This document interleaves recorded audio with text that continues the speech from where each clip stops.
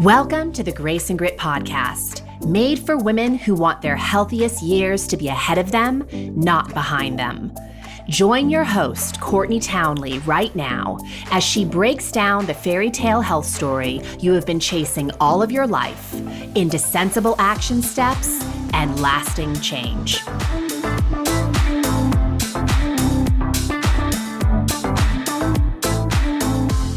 Hello, my friends, and welcome to the Grace and Grit podcast. I'm your host, Courtney Townley, and as always, I'm immensely grateful that you're here tuning in today. Now, before we get started on today's topic, which I'm really excited about because I think it's such an important topic, I want to give you two reminders, which I realize I have given you these reminders the past couple episodes, but I really don't want you to miss out on these opportunities.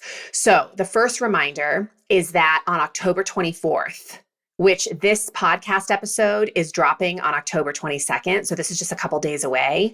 I'm running a 5-day course called the Consistency Code Crash Course. It is $29 and it is 5 days of training with me on helping you to establish a really firm foundation for behavior change. So it is going to help you reframe how you think about and how you go about behavior change. And the reason I love teaching this course, and I've taught it so many times over the years, is because we have a lot of really interesting and destructive ways of going about behavior change.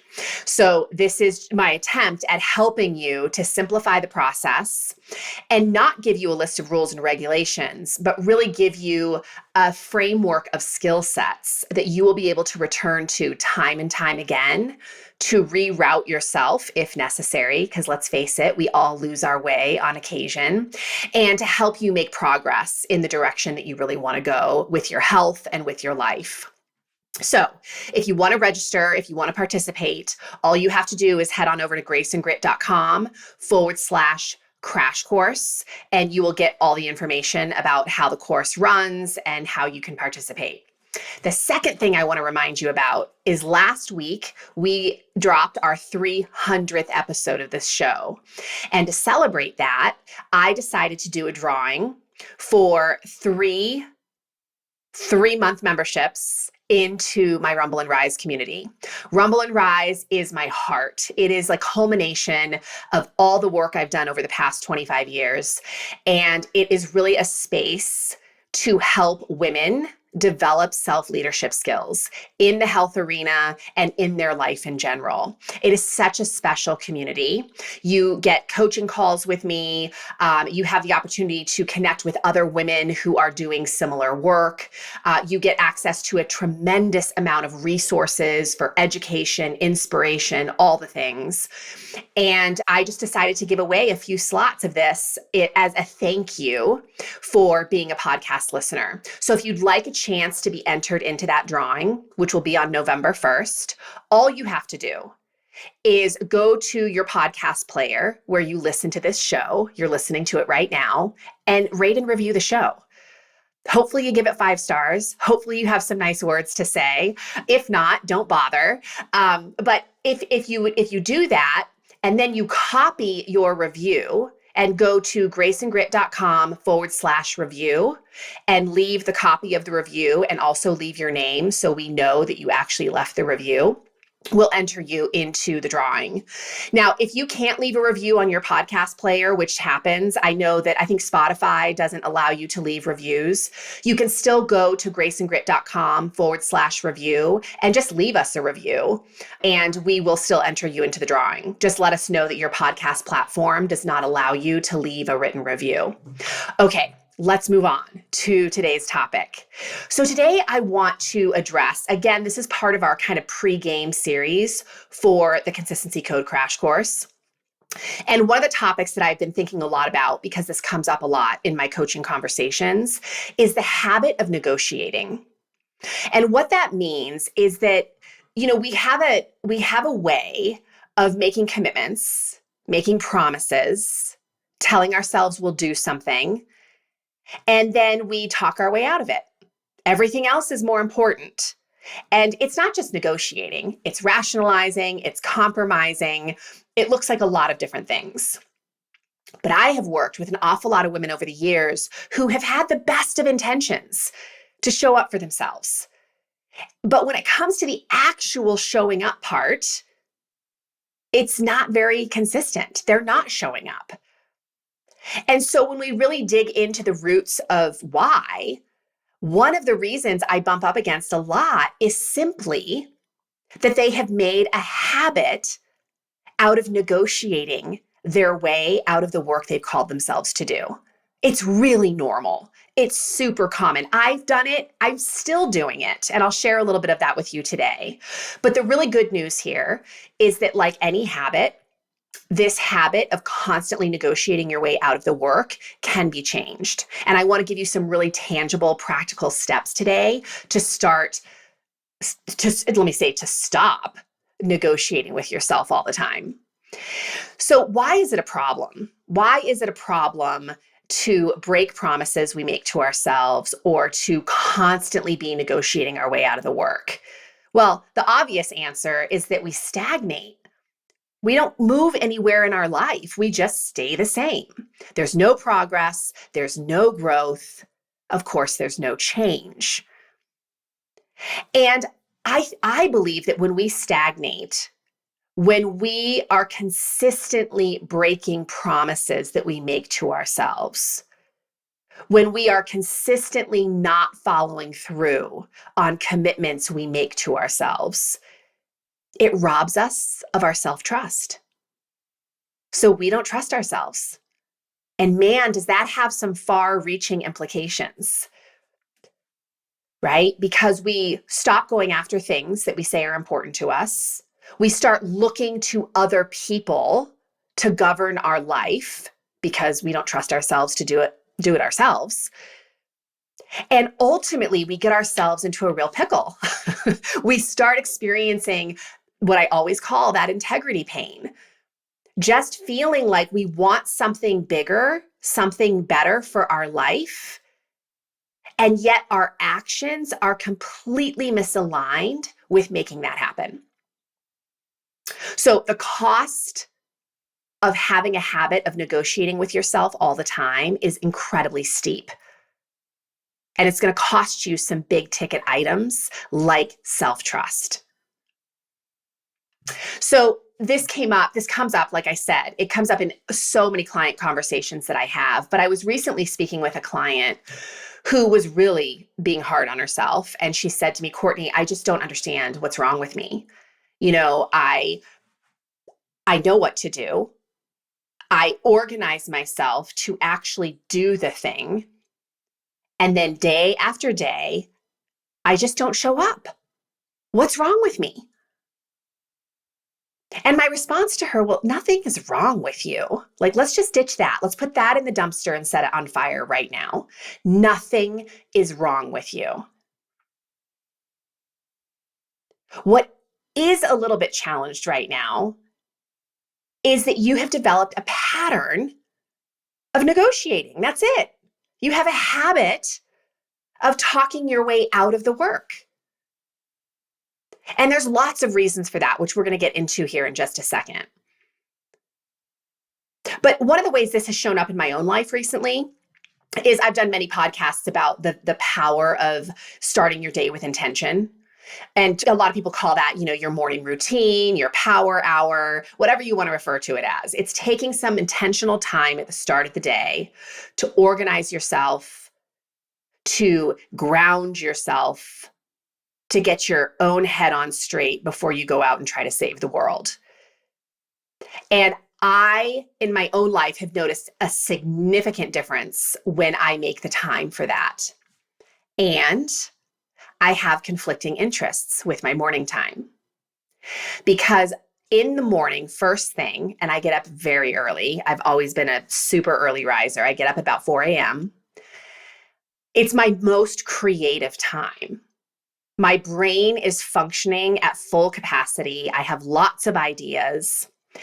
And what I have found myself doing is when a big project is coming up, like the launch of a program, or I'm teaching a new masterclass, or there's something in my business that needs me to show up creatively, I start to negotiate my morning time. I don't organize myself. I don't put forethought into the food that I'm going to eat for the day. I don't take a minute to meditate or do any kind of movement first thing in the morning. And I'm okay with that on occasion, because the truth is sometimes you're just going to have to negotiate because there are competing demands. But what I see in my own life is this pattern where I will let a competing demand take priority.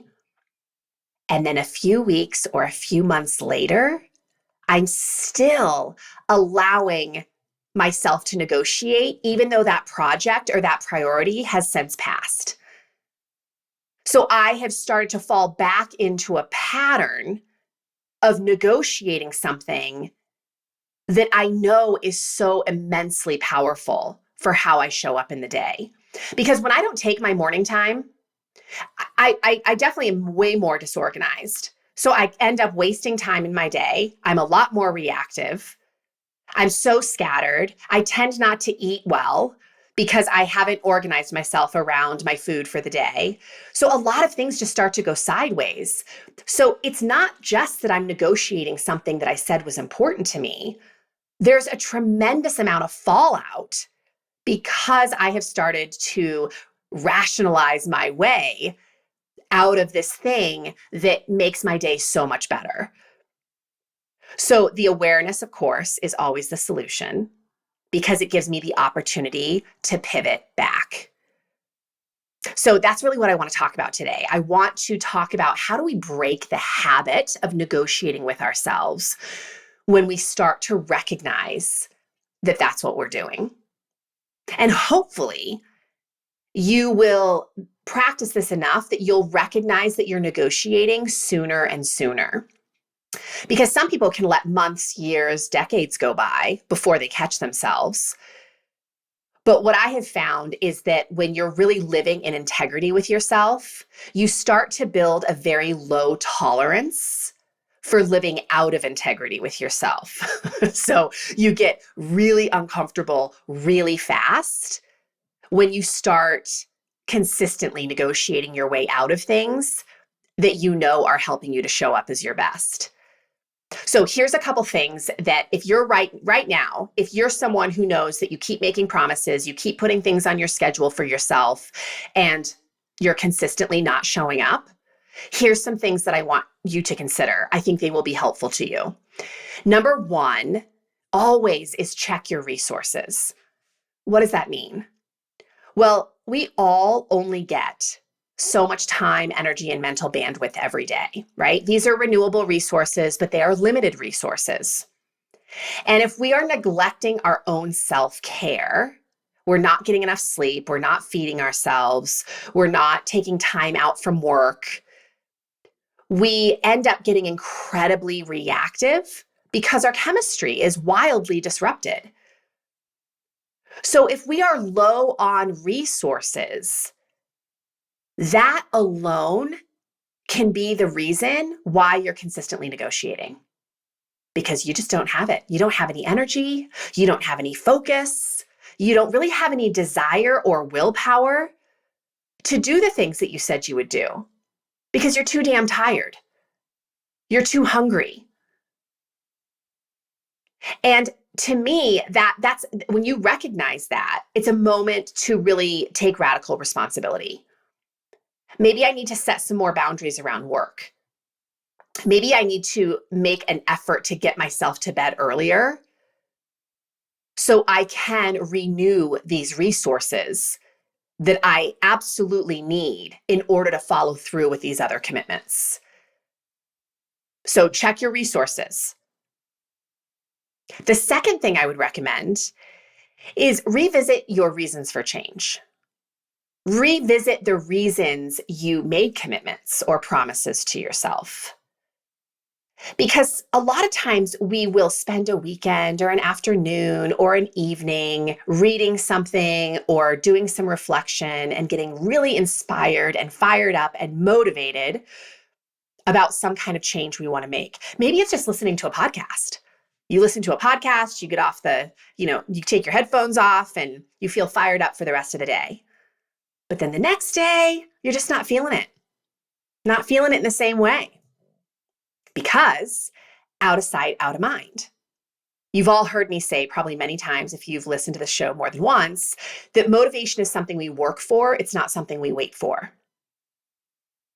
And so revisiting the very reason why I put something on my schedule each day, not just once in a while, but each and every day, is a really powerful way to keep momentum going.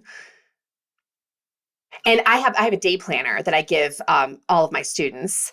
And at the very top of this planner each day, the very first question is, why am I even taking time to fill out this planner for the day? Because you could spend 30 minutes filling out your day. Lots of people do this, right? They color code it, they make it look beautiful. They feel so accomplished because they have this blueprint in front of them for how they want to live their day. But if they don't have compelling reasons for showing up to do those things, what the hell's the point? They're not going to show up. So revisit your reasons for change. Are your reasons compelling enough? What do I mean by that? Well, a lot of times we're letting the shoulds and the supposed tos govern what goes on our calendar. I should work out today. I'm supposed to eat healthy. I should go to bed at a reasonable time. I should make that phone call, right? And shoulding never feels good. It always feels like someone else's expectations. And it really encourages our inner toddler to come out full force and resist doing the very thing. So shoulding and supposed tos are not going to be very compelling reasons for change. Why do you want to? How is this going to benefit your life in ways outside of you?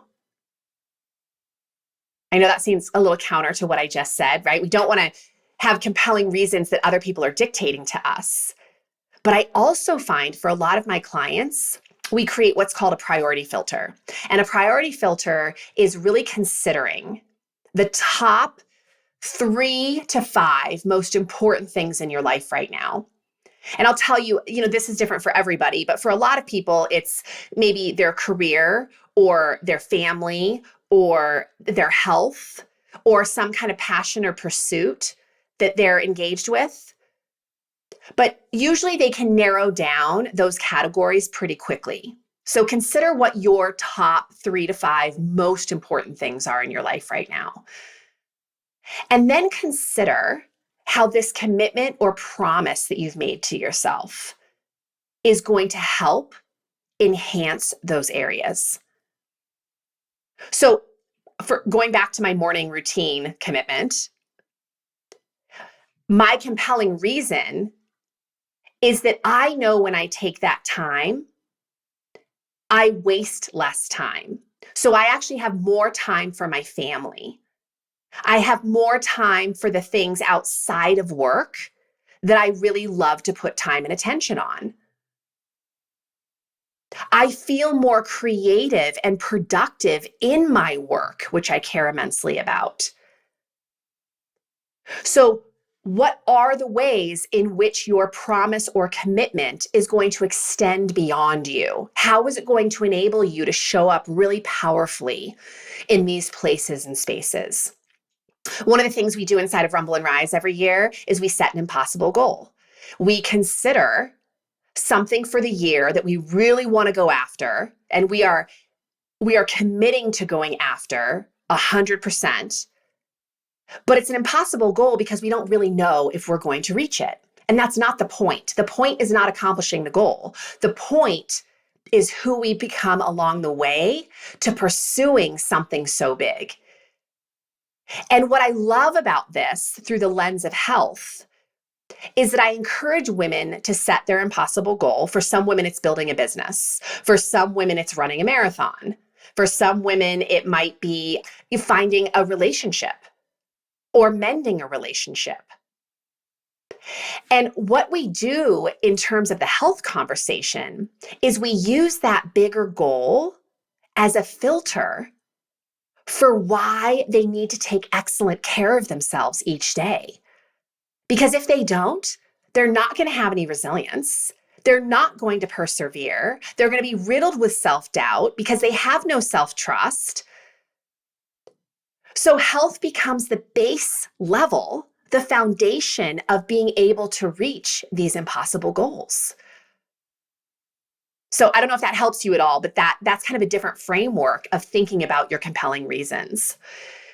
I also like to encourage my clients to think about, how is this going to benefit you?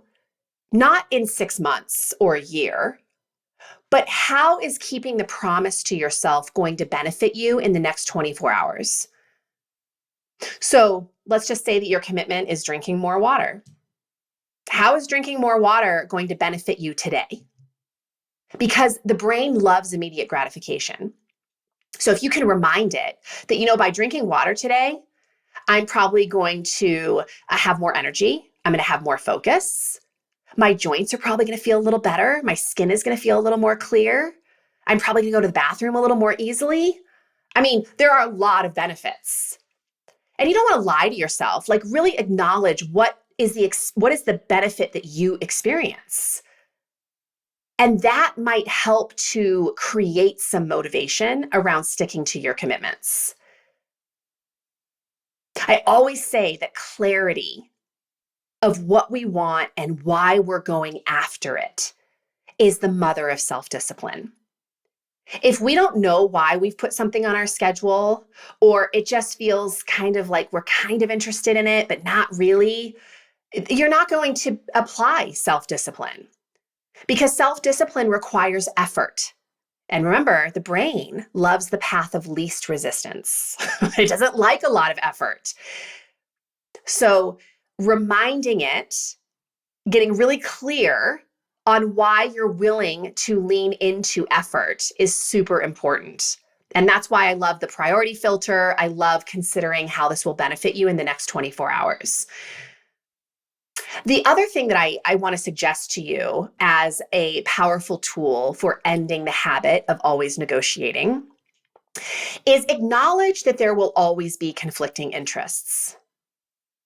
So again, going back to my morning routine conflict, I'm super creative in the morning, and it's a really great time for me to do work. And I really have seen immense benefit in my life by taking 30 minutes to 45 minutes to take care of myself before I get to work. So how do I reconcile those two things? Well, to me, that's where a lot of self-coaching comes in. It's like both of these things are really important to me, but which one might benefit both, right? Or which one feels like it just might be slightly more of a priority. And for me, it's a no-brainer. When I take the time to take care of myself first, my creativity is even better. I still have energy. It's still first thing in the morning. It's just 45 minutes later. And because I have done my own work of organizing and drinking some water and taking care of myself, I show up in a way that fosters even more creativity. So there will be competing interests for sure. The other thing to consider is, how can I make it easier? If I am consistently negotiating this thing that I keep saying is important to me, maybe I'm just making it too big. Maybe I'm going about it in a way that is just feeling too monumental, too epic. So how can I make this easier? Can I do less? And I'm just going to tell you right now, yes, you can. You may not be giving yourself permission to do less, but you absolutely can.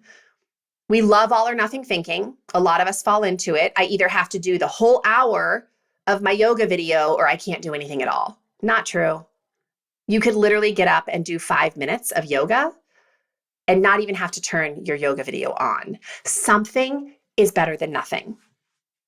So maybe you need to break down the dosage of what you're expecting yourself to do to make it a more easy entry.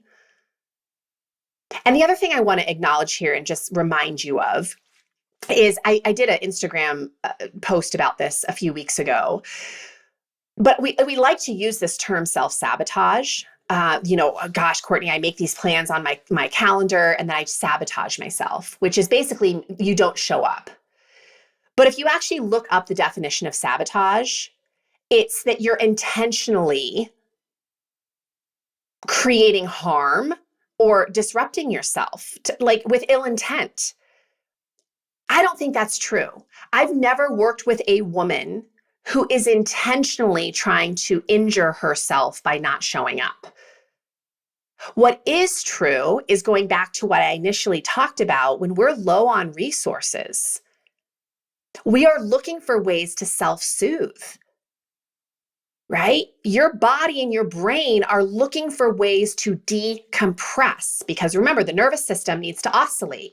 It goes into periods of high intensity, but then it needs periods of low intensity. And if you're never giving it low intensity, it is going to somehow create that for you. So it's not really self-sabotage. It's more probably a need to create some time to decompress. So if you're not showing up, I just want to offer that it's probably not self-sabotage. It's more that you're just expecting too much. You're not giving yourself enough downtime, and all of that can be remedied. Also, breaking the habit of negotiating works really well when you induce more fun. So make it easy, make it fun. And for me, to keep things fun, I have to change things up. So my morning time does not always look the same because sometimes it feels really dry and like I'm just not connecting with it if I'm always in this rote routine, the same routine all the time. So I look for ways to infuse some fun and newness to it. So that might be changing the routine itself. It might be changing specifics within the routine. So if I'm doing a guided meditation, I might change it to something else I haven't listened to. I might pull out a different kind of book because I read a lot in my morning time, just 5 or 10 minutes to sort of light me up. And if I'm reading a book that's not lighting me up, I'm going to change it. I might listen to music instead of doing something else in my morning routine. But how can you change the way you're doing things to infuse more fun and more interest? I mentioned this earlier, but I'm going to reiterate it here. Watch your language. If you are in a habit of constantly negotiating your way out of the work, I guarantee you are using words like I'm supposed to, I should, I have to, and none of that is useful to you. It's just going to create a lot of resistance and a lot more negotiating. So one of the ways that I encourage people to work through that, their language, when they're saying, gosh, Courtney, I just don't feel motivated. I just don't really want to do it. Or I feel like I should do it, but I obviously don't want to because I'm not showing up. My response is always, why not give yourself full permission to not do this thing that you put on your calendar? So I want you right now to think about something you recently put on your calendar that you've been putting on there repeatedly, and you have repeatedly not been showing up. What is that thing? And now ask yourself the question, why not give myself full permission to remove that thing from my calendar? And one of two things is going to happen. Either number one, it's going to feel like a relief and like, yeah, why don't I just give myself permission? Right? It's not that important to me. What else could I use that time for? There is that. But here's what happens more often. When I ask that question to a client, let's just take it off your calendar. Let's just not commit to it at all. All of a sudden, they start arguing for why it's so important to them. I'm not going to take my workouts off my calendar, Courtney, because, I'm in menopause and I want to age well and I already have joint issues and I know I feel better and I do better in my life. It's so interesting. Here they were just a few minutes arguing for all the reasons why this was a problem and all the reasons why they should negotiate their way out of it and are negotiating their way out of it. But that one question inspires them to start arguing for it. So if you start arguing for it by giving yourself permission to remove it, to me, that is a signal that it's really important to you. And your argument will show you that. And let's see, what else do I want to tell you here? Obviously, to stop negotiating, we have to often either establish or reestablish boundaries.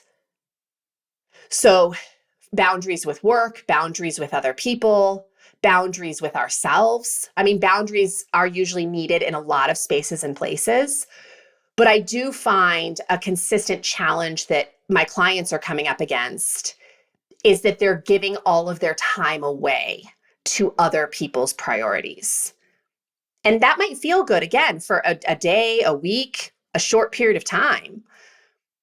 But if it is a consistent way of living, it causes a lot of integrity pain, because who takes the hit for that? You do, right? You're not taking care of yourself. You're not doing what needs to be done to help yourself live in the way that's important to you.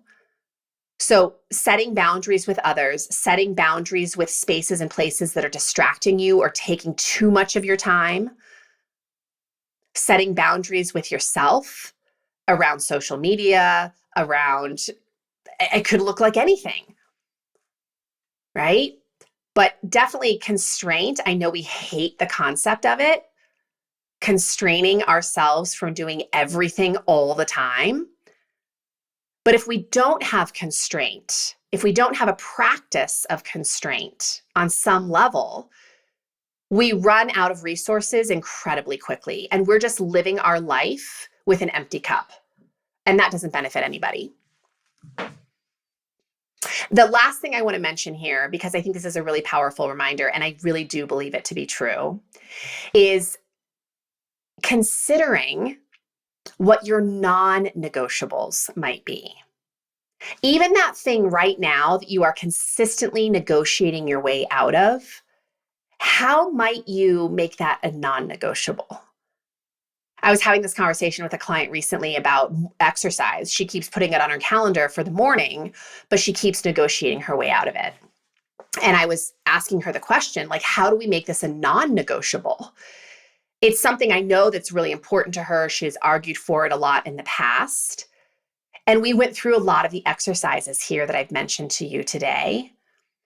But one of the things that we finished with was sometimes it is easier to be 100% committed than 98% committed.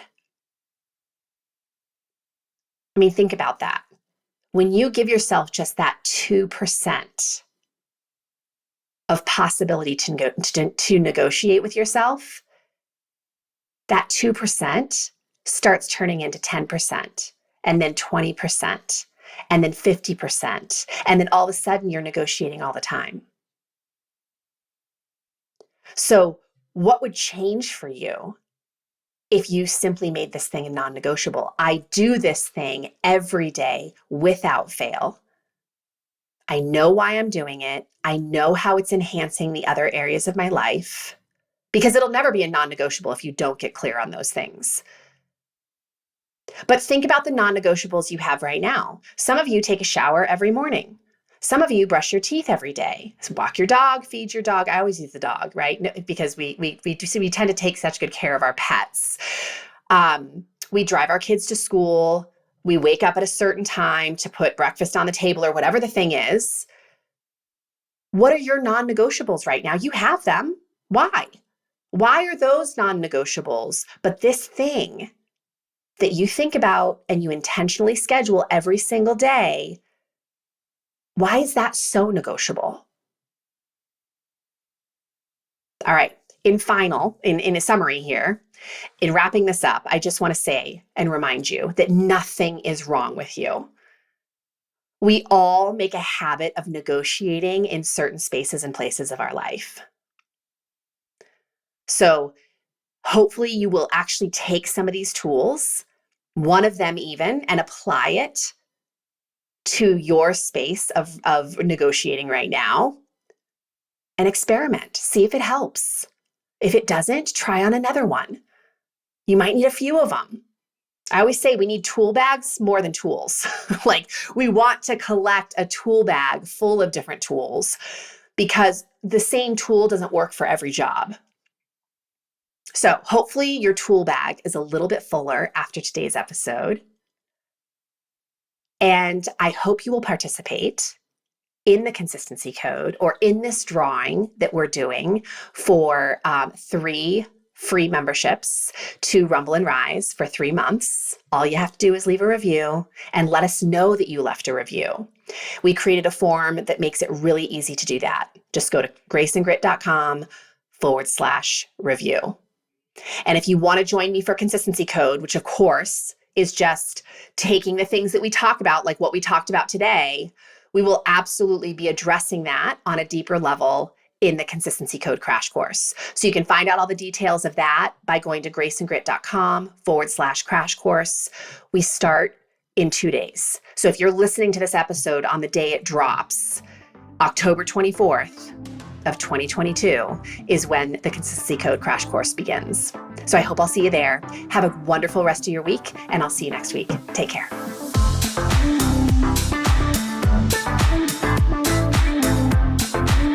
Thank you for listening to the Grace and Grit podcast. It is time to mend the fabric of the female health story. And it starts with you taking radical responsibility for your own self-care. You are worth the effort. And with a little grace and grit, anything is possible.